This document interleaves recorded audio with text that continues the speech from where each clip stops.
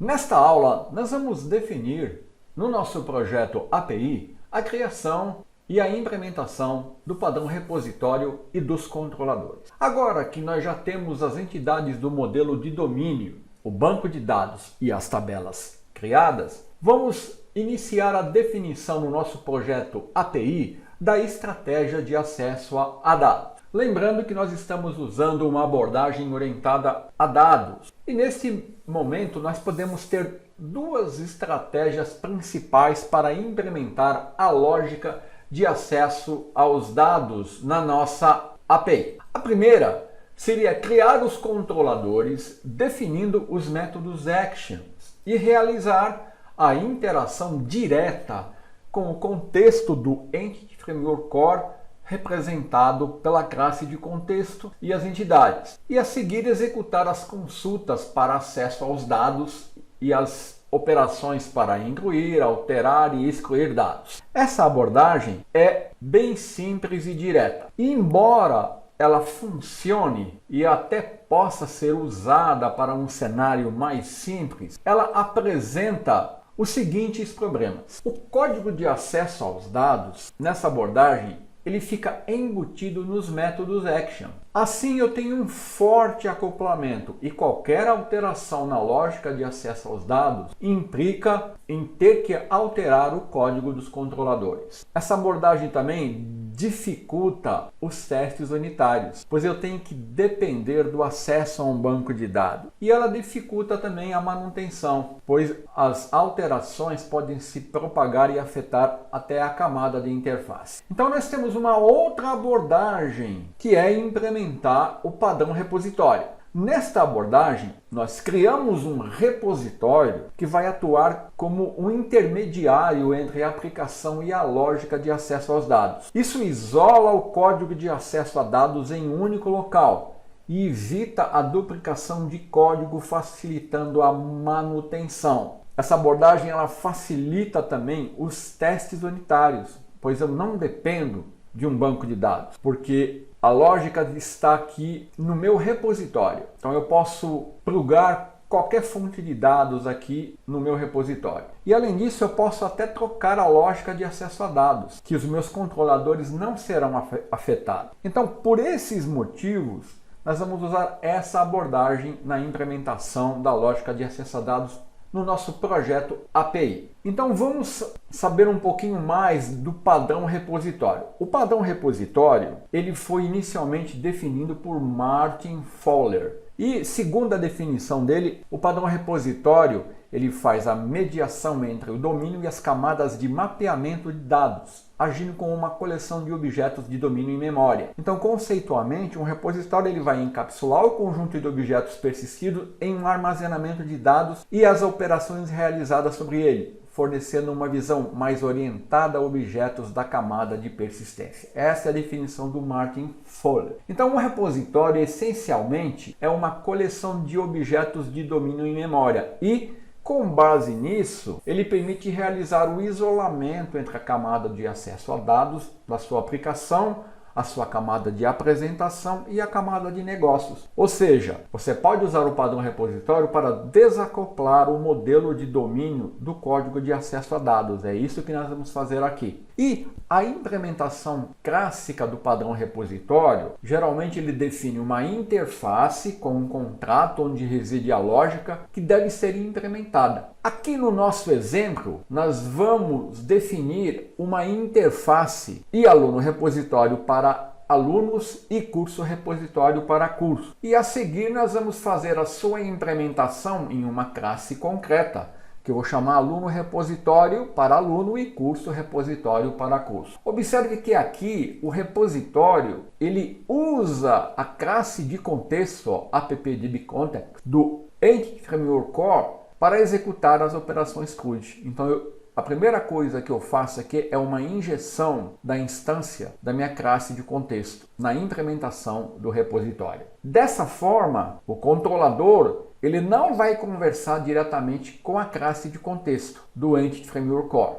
O que vai acontecer? ele vai receber uma instância do repositório e vai usar os métodos do repositório para fazer o acesso a dados. Então, nessa abordagem, eu não tenho consultas ou qualquer outro código de acesso a dados no controlador, porque todas as operações de acesso a dados estão agrupadas agora no repositório, na implementação do repositório. Então, nós vamos iniciar implementando o padrão repositório para alunos e depois para curso. Então nós vamos criar uma interface e aluno repository e definir um contrato onde nós vamos estipular as operações que nós precisamos executar. Para o nosso exemplo, nós vamos precisar realizar as seguintes operações. Eu preciso retornar todos os alunos existentes, então eu estou definindo aqui um contrato, get alunos, que deverá ser implementado. Eu preciso também retornar apenas um aluno pelo seu ID, pelo código do aluno. Eu preciso também incluir um aluno na minha tabela. Eu preciso também atualizar os dados de um aluno existente e preciso deletar um aluno, excluir um aluno da minha base de dados. Então está aqui o contrato definido nessa interface. Então tudo isso que eu fiz aqui para aluno, eu vou fazer também para curso. Naturalmente, aqui essa implementação vai atuar em aluno, aqui vai atuar em curso. Note que eu tenho aqui referência às entidades aluno e curso. Agora observe que essa implementação, ela está usando a classe task. Essa classe, ela permite criar tarefas e executá-las de forma assíncrona. Então, a implementação do nosso repositório vai usar métodos assíncronos. Então, uma tarefa, ela é um objeto que representa algum trabalho que deve ser feito de forma assíncrona. E a tarefa pode dizer se o trabalho foi concluído e se a operação retorna um resultado, retornando aqui no nosso caso aqui, ó, um aluno praticamente em toda a implementação que nós fizermos aqui. Aqui nós teremos uma lista de alunos, aqui um aluno e em todos os demais eu vou ter aluno e aqui curso. Então eu estou usando o task aqui porque eu quero fazer uma implementação assíncrona.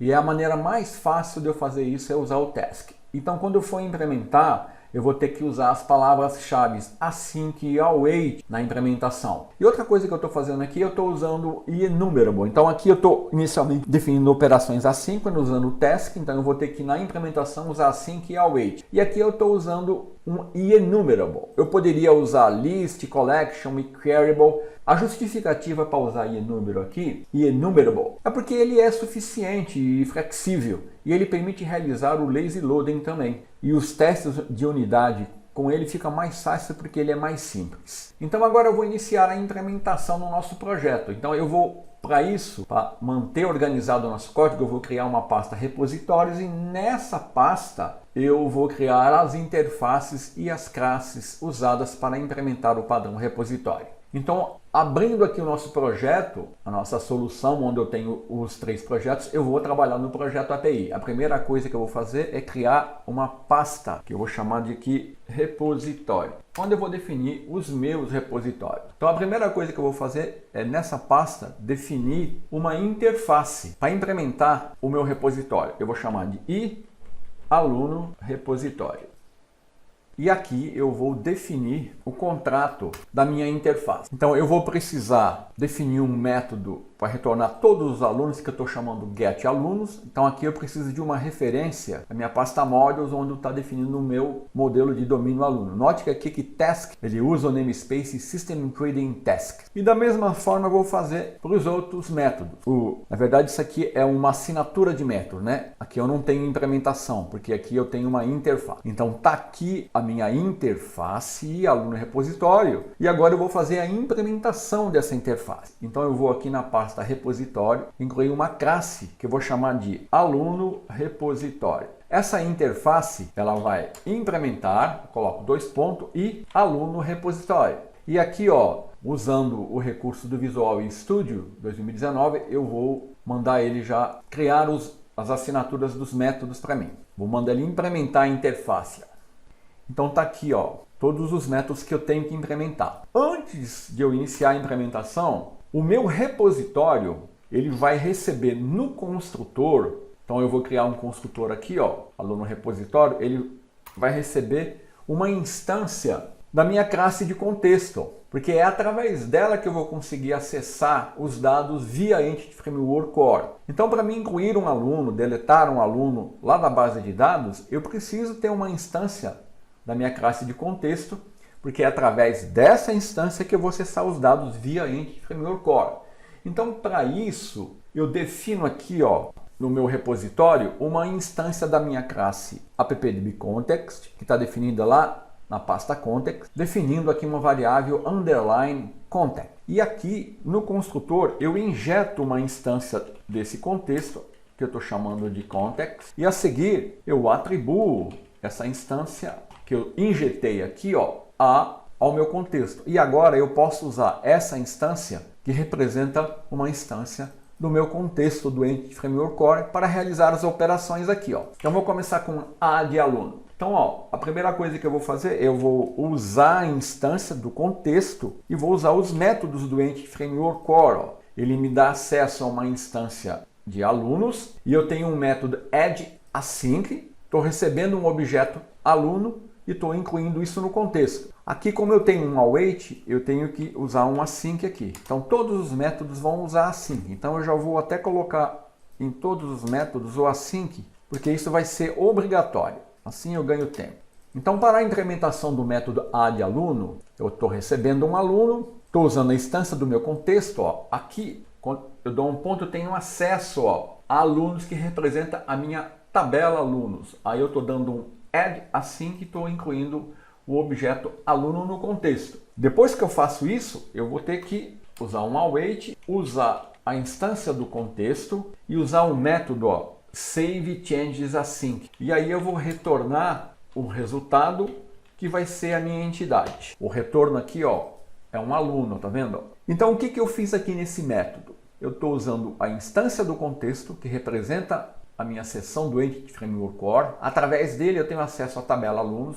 Eu uso o método addAsync e incluo o objeto. Esse aluno aqui representa o aluno que eu estou querendo incluir. Ele vai incluir isso no contexto, vai me retornar um resultado. Aí eu mando salvar. Quando eu dou um save changes, ele dá um commit e salva lá no SQL Server. Se eu não fizer isso aqui, ó, se eu comentar esse código, isso aqui não vai ser salvo no banco de dados, porque aqui eu estou trabalhando na memória. Aí eu estou num repositório, eu tenho objetos na memória. Então, para mim persistir, eu tenho que dar o save changes async, sempre. E aí eu retorno o aluno que foi incluído, que é a minha entidade. Agora, para deletar aluno, aqui eu estou recebendo o código do aluno. Então eu quero excluir um aluno que tem um ID. Quem vai passar esse código aqui para mim vai ser o controlador. Ele vai se comunicar aqui com o repositório e falar, ó, exclui esse aluno com esse código. Então o que eu vou ter que fazer aqui? A primeira coisa que eu vou ter que fazer é localizar esse aluno. Então eu estou dando, ó, eu estou usando o contexto, estou indo na tabela alunos e estou mandando ele retornar o primeiro. Se ele não encontrar, ele vai retornar no aluno cujo ID seja igual a esse ID aqui que eu estou passando. Então, ó, aqui é o código do aluno que ele está procurando lá na tabela. E aqui é o ID que ele está recebendo. Então, se ele encontrar, ele vai retornar aqui. Aí, as boas práticas mandam eu fazer o seguinte. Eu verificar se aluno é diferente de null. Porque se ele não encontrar,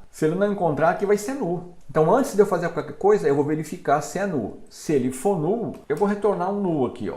Agora, se ele não for, eu vou usar a instância do meu contexto, ir lá na tabela alunos e mandar ele remover do contexto. Aí, para mim persistir isso no banco de dados, eu tenho que usar a instância de contexto e mandar ele persistir, dar um save changes async. Então, perceba que eu sempre tenho que usar await, porque a operação é assíncrona. E se eu estou usando o await, eu tenho que definir um método como assíncrono, tá? E aí, aqui, ele vai retornar o aluno. Então, para deletar aluno também já está concluído. Aqui, agora, eu vou implementar um método que vai retornar um aluno pelo seu ID. O controlador vai passar o código do aluno e aí, esse método aqui é bem mais simples. Eu vou usar a instância de contexto, vou lá na tabela aluno e vou mandar ele retornar o primeiro que ele encontrar. Se ele não encontrar nada, ele vai retornar um null. Mas como eu já tenho um ID... Não, aqui eu estou fazendo no lugar errado, é aqui, ó. Então eu estou passando o ID para o aluno, aqui eu tenho que incluir uma referência ao Microsoft Entity Framework Core. Ele vai me retornar o primeiro aluno cujo ID foi igual ao ID que eu estou passando. Aí ele vai me retornar um aluno. Agora aqui eu quero retornar uma lista, ó, um enumerable de aluno. É uma lista de aluno. Aqui, ó, eu vou dar um return, tem que dar um await. Aí eu vou usar o meu contexto, vou dar um ponto, vou lá na tabela alunos e aqui, como eu não vou retornar dados que eu vou alterar, eu posso usar o as no tracking. E aqui eu vou dar um toList async. Então aqui ele está retornando uma lista de todos os alunos que ele encontrar. O as no tracking aqui, ele vai desabilitar o rastreamento das entidades. Com isso, o desempenho aqui dessa consulta fica bem mais rápida, tá? E o último método que eu tenho que implementar é o update aluno. Estou passando um aluno com dados que eu estou querendo alterar. Então a primeira coisa que eu vou fazer é fazer o seguinte, é verificar se esse aluno que eu estou passando, que é esse aluno aqui, ó, se o ID desse aluno, ele existe no banco de dados. Então eu mando ele buscar na tabela aluno, o aluno cujo ID é igual ao ID do aluno que eu estou passando. Aí eu vou fazer o seguinte, se o resultado aqui for null, ele vai retornar em result. Se isso for diferente de null, então o aluno foi encontrado. Aí o que eu vou fazer? Eu tenho que alterar os dados do aluno que existe, que é esse aqui, ó. Aí para isso, eu vou pegar os dados do aluno que eu recebi aqui, ó, que é aluno nome, e vou atribuir o que ele achou no banco de dados. Então vou substituir todos os dados pelos dados que eu estou passando aqui, que são os dados que eu quero alterar. Aí eu já posso, depois de alterar, mandar ele persistir e retornar o resultado. Se for null, aqui ó, eu retorno null. E aqui esqueci de fechar o colchetes. Então está aqui a implementação do nosso aluno repositório. Tenho todos os métodos implementados. E agora eu vou, na próxima aula, implementar o controlador, que vai usar uma instância desse repositório e vai chamar os métodos desse repositório para realizar as operações. Então até a semana que vem.